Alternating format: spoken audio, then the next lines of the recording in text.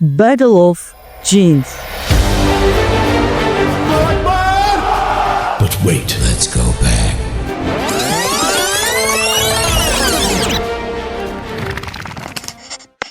Profit Muhammad इस दुनिया से चले गए।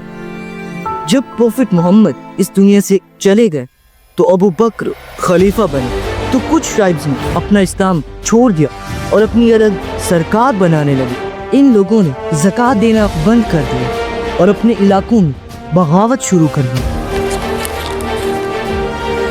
खलीफा अबू बकर ने इनके खिलाफ जंगें की, जिन्हें रीदा वॉर्स कहा जाता है। ये जंगें अरब ट्राइब्स के खिलाफ थी जो इस्लाम से मुड़ गए थे और पूरी तरह से इस्लाम से पीछे हट चुके थे। हज़रत अबू बकर ने इन मुर्तद्दों को वापस इस्लाम पर लाने की कोशिश की और इन जंगों के बाद इस्लाम का दायरा फिर से मजबूत हुआ और सारी ट्राइब्स इस्लाम के तहत आ गए। At present Abu Bakr said, so अब इस्लाम को अरब में महदूद नहीं रखना चाहिए, इसे पूरी दुनिया में फैलाना चाहिए।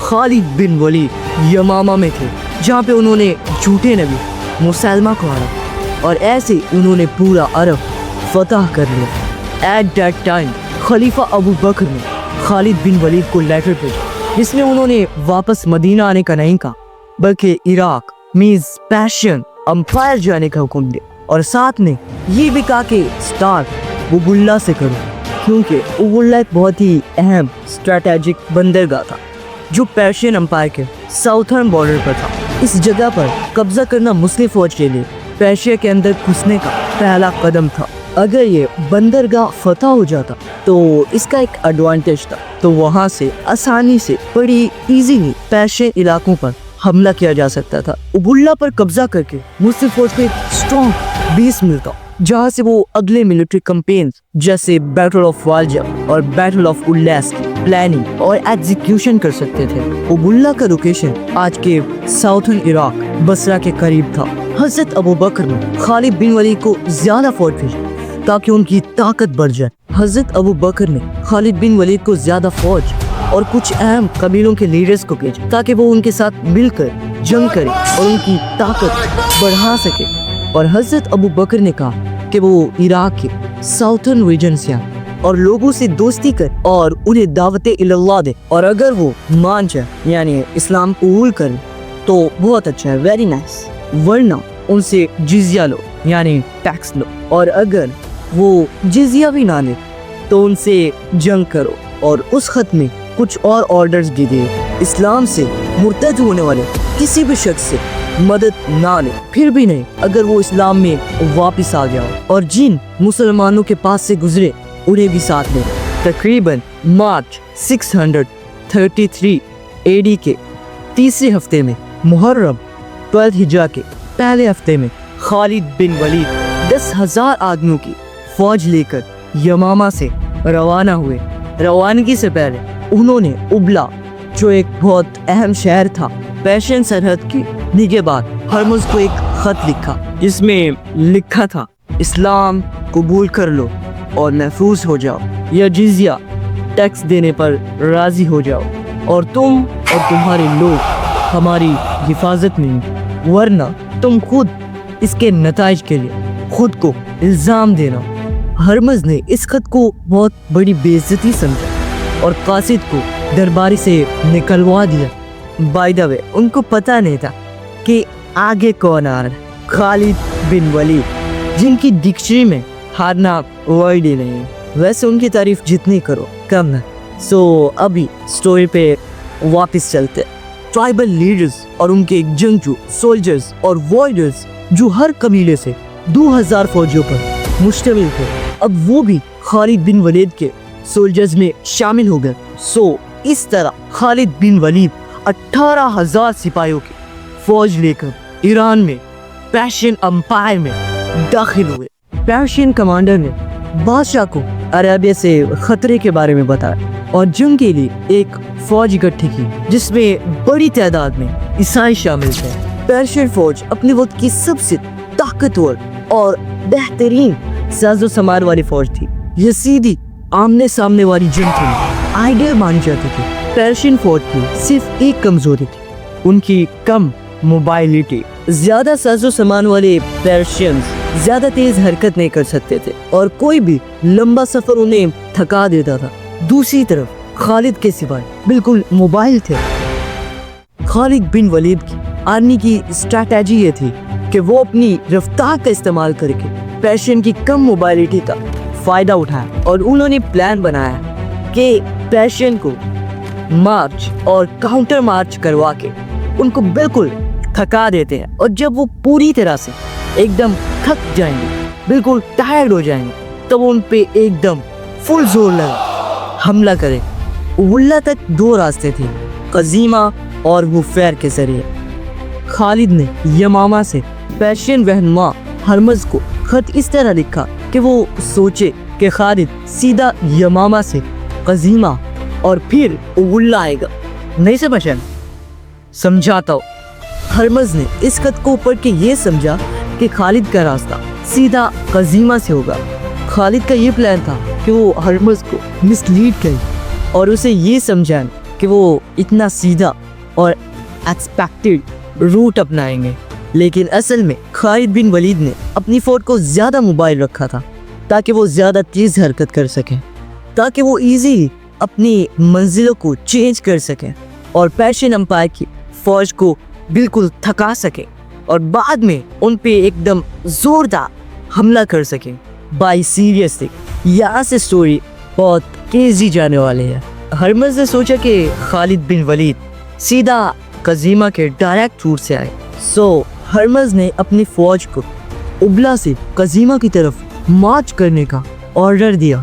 پیرشین آرمی بہت ہیوی آرمر اور ہیوی شیلڈز اور سورڈ کے ساتھ تیز حرکت بالکل ہی نہیں کر سکتی تھی، بٹ حضرت خالد بن ولید از اے جینیس اسٹریٹجسٹ۔ انہوں نے اپنی آرمی کو سیدھا قزیمہ لے جانے کے بجائے غفیر کی طرف موو کیا۔ غفیر ابلا کے قریب تھا۔ جب ہرمز کو پتہ چلا کہ خالد غفیر کی طرف ہے تو اس نے امیڈیٹلی ایک فورس غفیر کی طرف مارچ کروائی۔ جب ہرمز غفیر پہنچا تو اس کو پھر نیوز ملی کہ خالد اب قزیمہ کی طرف بڑھ رہا، سو اس نے اپنی ایگزاسٹڈ آرمی، بالکل ٹائرڈ آرمی کو پھر سے قزیمہ کی طرف مارچ کرنے کو بولا۔ جب پیرشین آرمی ایگزاسٹڈ سٹیٹ میں قزیمہ پہنچی تو خالد بن ولید کی آرمی بالکل سکون سے ایک دم ریلیکس ہو کے ڈیزرٹ کے راستے سے آ رہے تھے اور ان کے پاس زیادہ کیملز اور ہارسز تھے، سو they could move faster and were less tired۔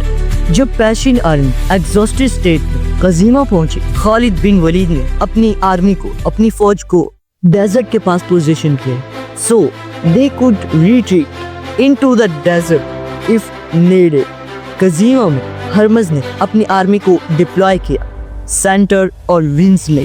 اس کے ونگز کی کمانڈ رائل فیملی کے ممبرز قابض اور انوش جان کے پاس تھی۔ ہرمز نے اپنی ہیوی انفینٹری کو گروپس میں چینز کے ساتھ باندھ دیا، sometimes up to 10 men together یا پھر اس سے کم بھی۔ یہ چینز یوز کرنے کا ریزن یہ تھا، یہ ان کی بریوری اور willingness to die on the battlefield demonstrate کرتا تھا، ناٹ ٹو رن اوے۔ یہ دکھانے کے لیے کہ ہم اپنی فوج میں ساری باہوبلی بھر کے لائیں۔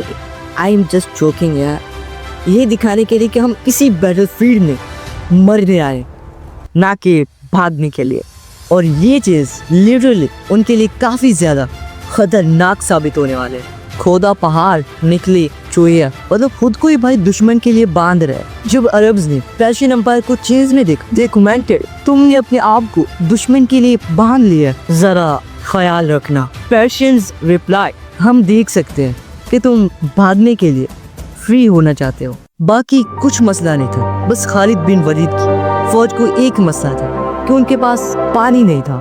اصل میں جب مسلم آرمی قزیمہ کے قریب تھی تو ڈیزرٹ کنڈیشن کی وجہ سے ان کے پاس پانی کی بہت کمی ہو گئی تھی۔ یہ ایک بہت اہم مسئلہ تھا کیونکہ بنا پانی کے ان کا سٹیمینا، ان کی فائٹنگ، سروائیول اور فائٹنگ ایبیلٹی کمزور ہو سکتی تھی۔ اس پانی کی کمی نے کچھ لوگوں کے درمیان بہت گھبراہٹ پیدا کر دی، لیکن خالد بن ولید سیف اللہ جو ایک مضبوط ایمان اور لیڈرشپ رکھتے تھے، انہوں نے کہا अल्लाह की कसम पानी उसी फौज को मिलेगा जो ज्यादा सब्र वाली और हकदार होगी। मैदान जंग कजीमा में दोनों फौजी आमने सामने बिल्कुल रेडी तैयार खड़ी थी। माहौल में इंतहाई टेंशन था, जैसे हर चीज रुक सी गई। हवा भी बिल्कुल खामोश थी। इट वॉज द काम बिफोर द स्टॉर्म। सिपाही बिल्कुल तैयार थे अपनी सॉर्ड्स, शील्ड्स और स्पीयर्स के साथ। और खालिद बिन वलीद ने अपनी फौज को 3 हिस्सों में तकसीम किया। हजरत आसिम बिन अमर और हजरत उदय बिन हातिम को विंग कमांडर्स बनाया। देन हजरत खालिद बिन वलीद ने अपनी फौज को रेगिस्तान को पीछे रखते हुए बहुत ही टैक्टिकली डिप्लॉय। उन्हें अच्छी तरह से मालूम था कि रेगिस्तान उनके लिए एक नेचुरल डिफेंस बैरियर बन सकता है। लड़ाई किसी बड़े हमले से शुरू नहीं हुई, बल्कि इसका आगाज ग्रैंड स्टाइल में हुआ। ये उस वक्त के शर्फाना दौर में आम था। दोनों सिपा सलारों के दरमियान एक अकेले का मुकाबला। Hormuz known as a powerful warrior, a winner champion of the empire, घोड़े पर आगे बढ़ और दोनों फौजों के दरमियान खाली जगह में खड़ा हुआ। उसने सीधा चैलेंज किया, man to man, where is Khalid.